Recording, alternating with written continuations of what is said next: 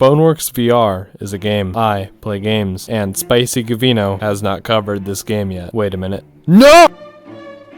Boneworks is the most realistic VR game out there, in the sense that everything is interactable, and I mean everything. This cup, you can smash it. This box, you can smash it. That ass, you can smash it. But that's not all Boneworks is known for. If you thought the metaverse was boring, you'd be right. But do you know what would make it not boring? Guns. Boneworks has some of the best gun physics out of all the VR games. Some of the features include mag slapping, quick eject, and proper trigger discipline. So what am I gonna do with this wonderful VR physics shooter? That's right, I'm not gonna use guns. See, if you look at your waist, you'll find a horrendously bad tan line. If you look at your waist in the game, you'll find a bag that somehow contains more ammunition than the entirety of the Vatican Army. These bullets are for some reason used as currency in this virtual world. You can use currency to buy, you guessed it, more weapons. On the last level of the normal part of the game, there is a vending machine where you can buy the dev tools. Have you ever wanted to climb walls like Spider-Man, fly like Superman, or beat up unarmed and borderline defenseless humanoids like Batman? Well, now you can. The most expensive of all of them lets you fly around. I want it. Why? Because. So my goal is to beat the game without firing a single bullet. Level 1, Streets. The game starts by throwing you into a trash container, giving you bricks and a moral dilemma. In front of you, there is a creature who's just gained sentience. Life. Formed from the void. Every gamer has faced this challenge before. Do you take its life, or do you? Yes.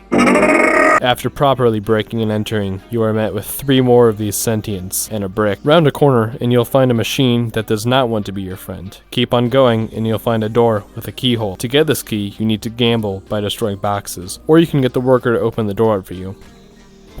Okay, congratulations, you are now in the control room. Just flip all the levers you see and upgrade from a brick to a freshly sharpened axe. The staff keeps them there for some reason. Next, I grabbed some knives and defended myself from the local residents. After taking you off the streets, the game politely guides you to the trash compactor. After throwing that man, I too decided to let the intrusive thoughts win. No, no, no, no! When you leave this event, Boneworks becomes Work Simulator, where you have to listen to a whole 30-second monologue about work. I didn't pay attention. I'm sure it's not important or anything. This GLaDOS thing kidnapped me because I wanted to test if fall damage was on. I can survive that.